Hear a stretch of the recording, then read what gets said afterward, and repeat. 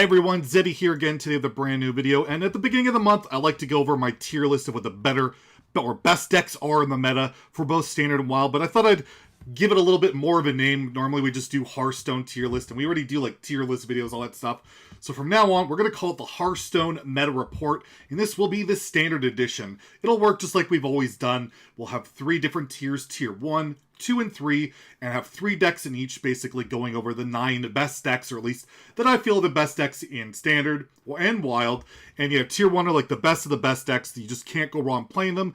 Tier 2, really strong, but not quite at that Tier 1 level. And Tier 3, kind of highlight more like fringe decks that, you know, they're good. You can get Legend with it, but might be a bit more out there. Stuff we haven't talked about lately. So yeah, if you want to see the Wild version, make sure to hit that sub button, get the notification bell going, because that video will be going live tomorrow. But today, I'm going to give our Hearthstone Reddit meta report for November 2020 in Standard right now. So starting with Tier 1, the best deck in the game, in my opinion, is the deck that I like playing a lot, and it's just evolved to be the point where it's basically one of the most popular and strongest decks in ladder, and that is Soul Fragment Demon Hunter. I'm highlighting a list here. I took to Legend on the first day of the season, getting to like top 25 Legend.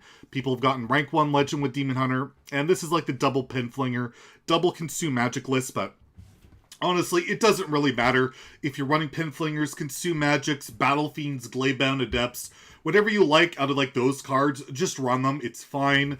What's important is you have the core in here. You have all your Soul Fragment cards, so like Spirit Jailer, you have Soul Shear, you have Marrow Slicer, Lapidary, Malicia, you have your draw engine in Skull of Gul'dan, you have a bit of draw with Panthera, Generation and Wandmaker, and Blade Dance is just crucial for like removing the board, Shard Shatter Mystic as well.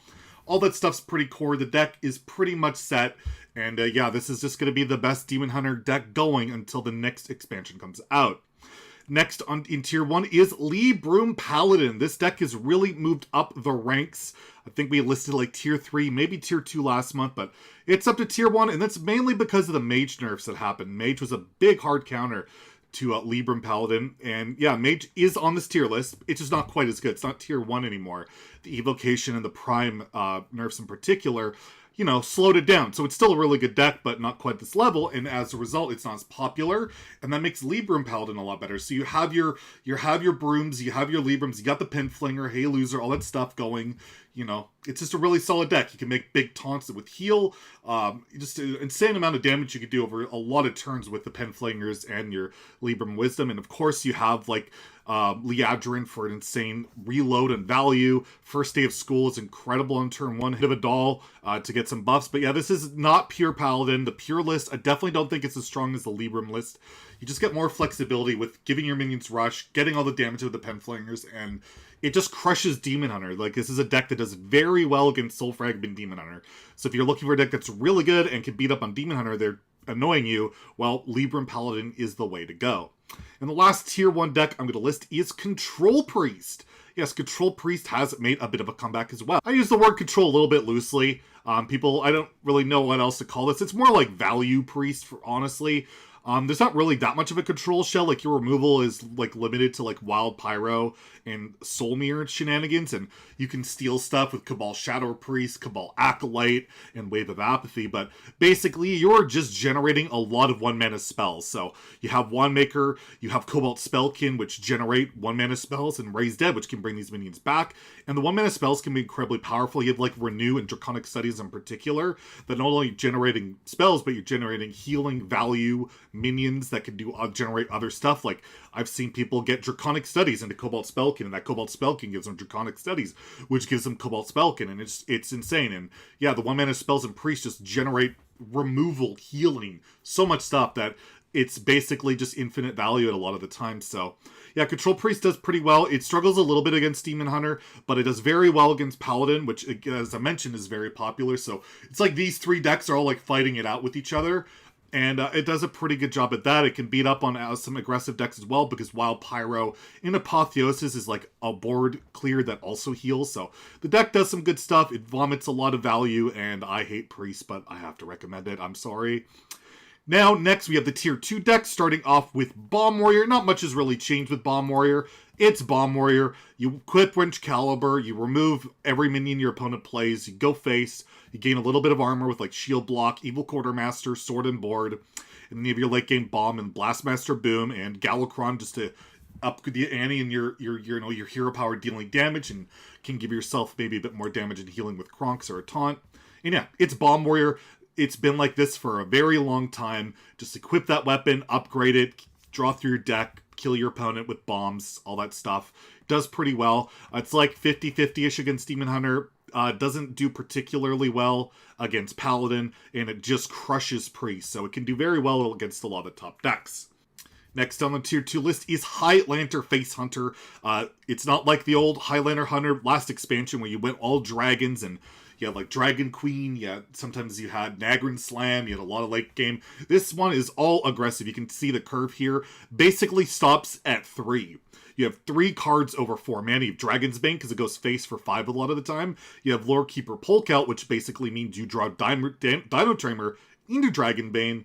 And that's it. That's the deck. It's very aggressive. You want to curve out early, go face, and finish your opponent off with Dino Tamer Brand. It's just done very well. The numbers on this deck just keep performing extremely well. I don't see it a lot at higher legend, but you can't really argue with the numbers on it. It's an incredibly powerful deck. And I remember Misplay basically saw the numbers like, all right, I'll play it. And he went from like rank 500-600 legend to top 100 within like a day. So yeah, the deck can do really well. It's very aggressive, goes face, and you can play your Highlander cards like Zephrys and Bran, all that good stuff. And the last Tier 2 deck, while as I mentioned earlier, is Tempo Mage, Small Spell Mage, whatever you want to call it. Basically remains untouched from the nerfs. You still have Astromancer Solarian, even though the Prime is 9 mana. You still have Evocation, even though it's 2, because, well, it's still insane with Apprentice. It does a lot of good stuff, but the deck is slowed down, and because Tempo Mage is more susceptible to aggression from like Demon Hunter or a Highlander Hunter deck, it becomes a little less likely to scam. But still, Apprentice allows for absolutely broken turns with all your 1-mana spells, cheating out giants, Conjurers calling them. Jandice can also scam games. It's just a very versatile, very scammy deck, and it can be a ton of fun to play when you're just generating a bunch of random crap and doing some really broken stuff, particularly with the Sorcerer's Apprentice. It's just not the Tier 1 deck it used to be, but still extremely competitive, and you still see it all over ladder. Probably more than Highlander Hunter, which are right higher than this, but yeah, you really still cannot go wrong with that Tempo Mage. It's still very powerful. And lastly, we'll take a look at Tier 3. First, we have OTK Warrior, so it's basically Enraged Warrior, but it's got a little bit of a couple of differences. First, you are running basically the Reaper Scythe and Cutting class. It is a bit more cycle that way. So Reaper Scythe, you spell burst, you can basically have a cleave effect, which can be really good to control the board. And then you draw through your deck, and you have your charge combo with Kor'kron and Grom. And basically the OTK is like Kor'kron, Inner Rage, Shield of Honor, Bloodsworn Mercenary for a bunch of damage. You could have Reaper Scythe equipped, and you're going to be pushing damage along the way with cards like Bomb Wrangler, cards like Grommash, and you have Skipper Armorsmith to give yourself sustain against the aggressive decks. And this deck does pretty well against Demon Hunter. That's one of the main benefits of it, but it can struggle with like Libram Paladin because they play a lot of big taunts and they heal. That can be a bit of a pain, but overall, very powerful deck. We've seen people get rank 1 legend with it, can do a lot of good stuff, and I mean, if you still have your old Enraged Warrior from not very long ago, you can throw in a couple of different cards in there and still have a lot of success. Next, we have Weapon Rogue, a very aggressive rogue deck.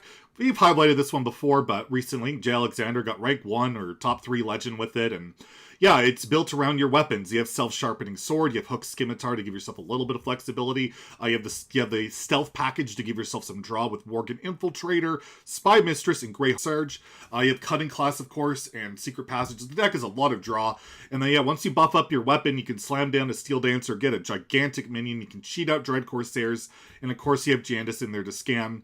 Just a really good aggressive deck, can punish the slower decks, can just really smart it up. Just you kind of want to dodge like the Demon Hunter deck in particular, because that Lifesteal weapon, they basically hit you in the face for the same amount, but they heal while doing it. They can also clear your board, so has that weakness, but the explosive nature of it does really well. And then the last deck I'm going to highlight, which by the way, I 100% never recommend any single player play this deck, but there are those masochists out there that love to play a really, really, really slow control deck that does absolutely nothing but remove and heal. And that's Control Shaman. So we're highlighting here Archivist Elysiana Control Shaman. And this deck is literally 29 removal cards and healing. That's it. You have like no threats. Your biggest threat is like Walking Fountain, or if like you play Swamp Queen Hagatha, you could cheat out like an Eye of the Storm potentially. But other than that, yeah, you're really just removing everything and you're healing. And, you know, then you play Archivist Elysiana and your opponent will either fatigue to death or you lose. This deck is all about you. It's built to not win. It's literally built to never win the game.